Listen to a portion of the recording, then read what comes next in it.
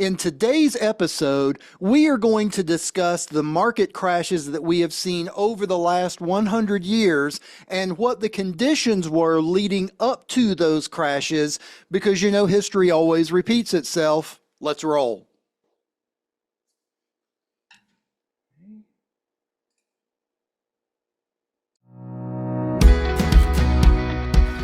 Welcome to the Safe Money Retirement Show with your host, certified financial fiduciary, Tim Wood. Tim is a retirement and income planning expert, best-selling author of Safe Money Retirement, Your Game Plan for Success, member of the exclusive Ed Slott Master Elite IRA Advisor Group, and founder of SafeMoneyRetirement.com. Tim uses an education-first approach with clients nationwide to ensure they understand their choices in planning their own safe money retirement. Tim focuses on wealth management, retirement income, tax and long-term care planning, and asset protection and growth strategies. And now, from the Safe Money Retirement Studio in Johnson City, Tennessee, your host, Tim Wood.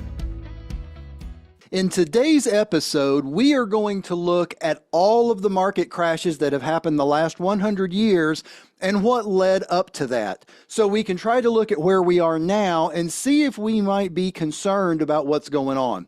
First, if you don't already have a copy of my book, Safe Money Retirement, Your Game Plan for Success, it is vital to helping retirees understand what all of their options are and what they can do to get a guaranteed income and protect their lifestyle moving forward through retirement, no matter how long that retirement may be. And we'll send you a copy absolutely free. Just hop onto our website, safemoneyretirement.com, or give us a call, 833-413-SAFE. That's 833-413-7233. Okay, so there have been a total of 6 major crashes in the market over the last 100 years. Let's look at all of these. The first one was the crash of 1929. Now, from 1921 to 1929, the Dow had grown 6 times its pre-1921 high, created a bubble. I know you're hearing some of the analysts out there now talking about a bubble that we're in now. Well, this was a huge bubble, and it finally burst in October of 1929. The 29 crash actually lasted until 32, and it created the Great Depression, which of course all of us know was a time when stocks lost over 90% of their value. And actually the Dow didn't get back to where it was before 1929 until 1954, the end of 54 actually. So that was what led up to it, and then it actually wound up being a total crash of 89% in 1929. Well, then we got to 1973 and we had the oil crisis. Some of us remember the oil crisis. From January 73 to December 74, the S&P plunged by 48% at that point.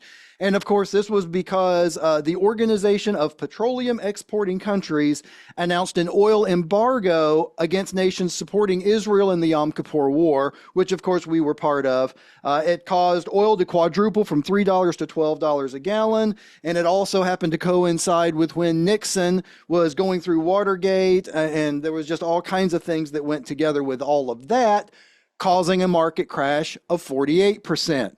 So that's what happened in 73, and that's what led up to that. Then we had what people have called Black Monday in 1987. October 19th, 1987, the market lost in one day 22.6%. It wiped out over 500 billion with a B in market value in one day.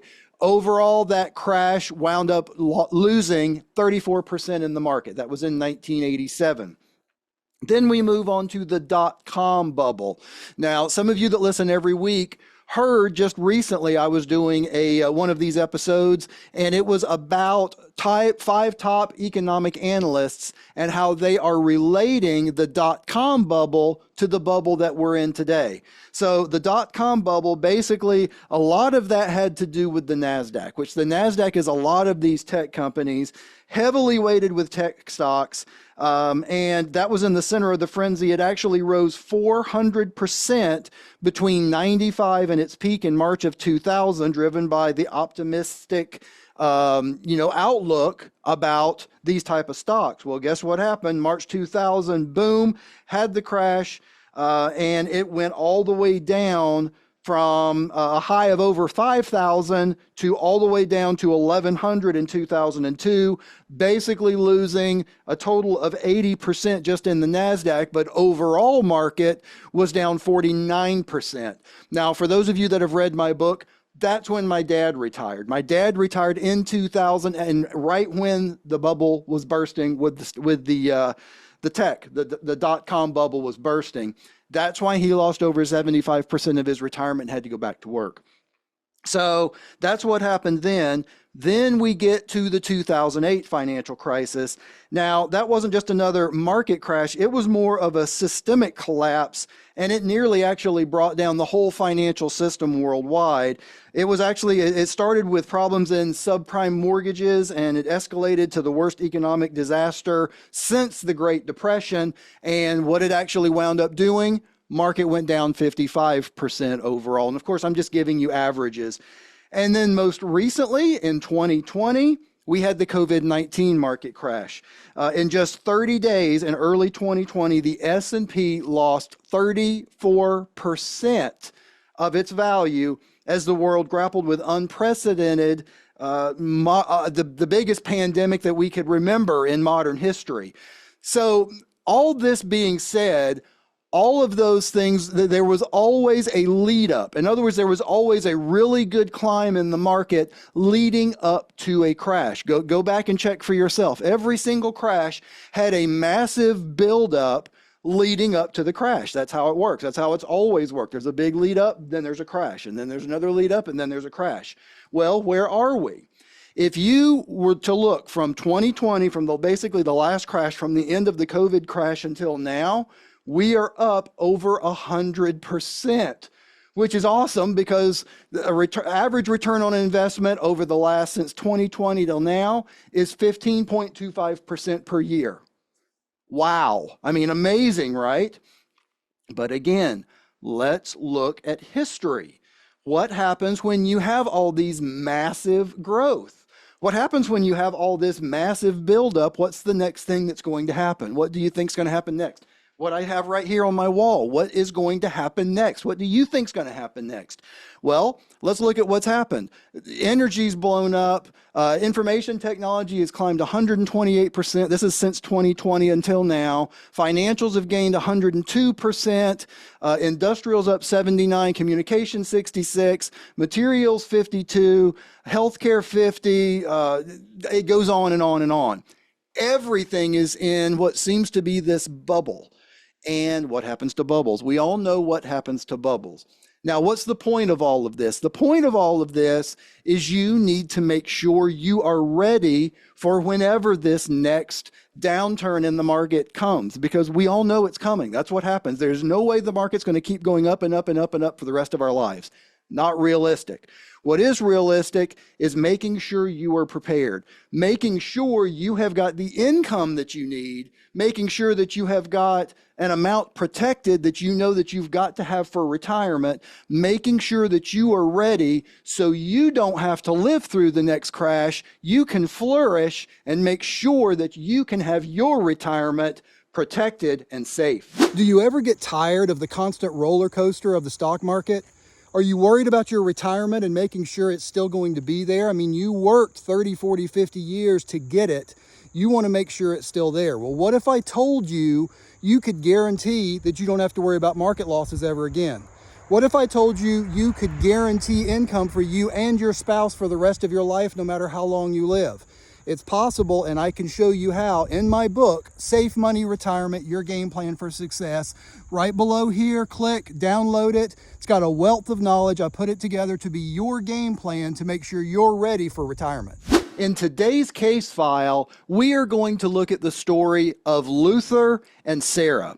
Now, Luther and Sarah came in, they were already in their late 70s, had already been retired. Luther retired actually at 70. She retired earlier at 65, I believe, somewhere in her mid-60s.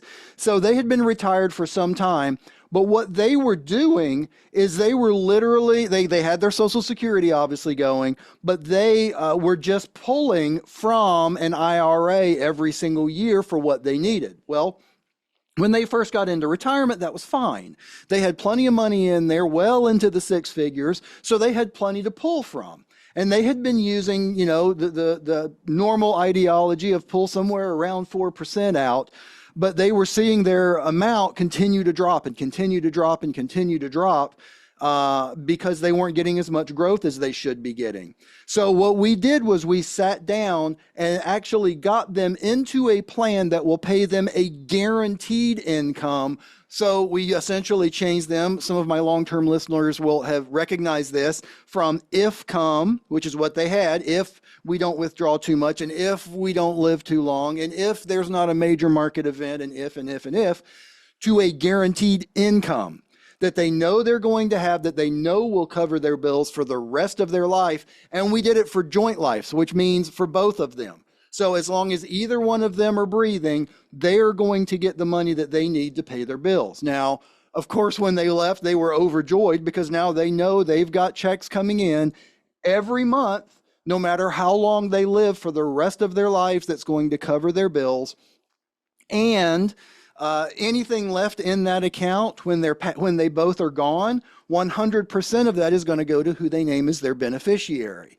If one of them beats the bank and they live a really long life and they actually wind up using all of that principal, okay, well, there's nothing left to go to beneficiaries in that case, but they didn't have to worry about having to have someone else in the family pay their way as they got older. They didn't have to worry about, son or daughter or son-in-law or daughter-in-law or whoever paying their way. They knew that money was going to come in as long as either one of them were breathing, even if there's a market crash, even if there's whatever.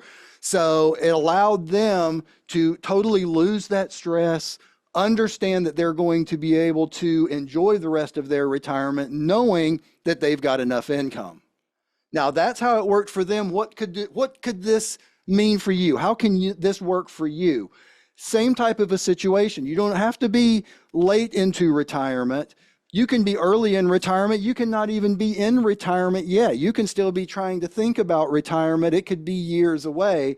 But having a guaranteed income plan versus having an IFCOME plan that, boy, I sure hope we're going to have enough in retirement, honey.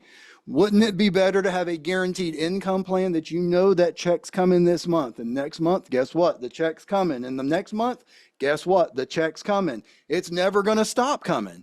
Allows you to be able to have more joy spending your money every single month, allows you to be able to feel like you can go on vacations, play golf, do whatever you want to do for family, helping out, because you know there's going to be another check next month. There's going to be another check next month, the same month next year. As long as one of y'all are breathing, if it's set up that way, or just you if we do it individually, that check is going to keep coming. You never have to worry about running out of money before you run out of life. Now, this is a really big deal, especially when you get later into your retirement. We all know that we've got to lose the stress in order to live longer. I mean, there's study after study on that, and there's some on my website, safemoneyretirement.com. Feel free to check them out. But we all know that you've got to lose the stress when you get older. It's vital. It's incredibly important. And this is one of the main ways you can lose that stress. One of the main stressors, and again, there's a study on my website that proves this, is worrying that people are going to run out of money before they run out of life. They're not going to be able to pay their bills. They're going to have to rely on their son or their daughter or the government. I mean, that's even worse, to help take care of them. Well, what if you could get rid of that? What if that was one thing you didn't have to worry about? That's what we're talking about for you specifically, is getting into a plan that you know you're going to have enough income. And if you don't need the income right now, okay, we can still get it into a plan that's going to give you a guaranteed roll-up rate until you turn the income on. So you could put money in now and it's going to grow at a guaranteed rate until you turn the income on at some point in the future. Let's make sure that you are protected so you can have a safe money retirement. Well, I'm about out of time, and I would like to thank you for listening to the Safe Money Retirement Show. If you're serious about your financial future, Give me a call and together we'll get your retirement savings on the fast track to accumulate while reducing exposure to market loss. Thanks for listening, and until next time at the same time, I'm Tim Wood reminding you to stay safe so you can step into a secure future. You've been listening to the Safe Money Retirement Show with your host, Tim Wood. Find out how to contractually guarantee that your income in retirement is guaranteed lifetime income and not if-come. Avoid any future market losses, plan for the potential of long-term care, and make wise tax planning choices so you can have the retirement that you deserve.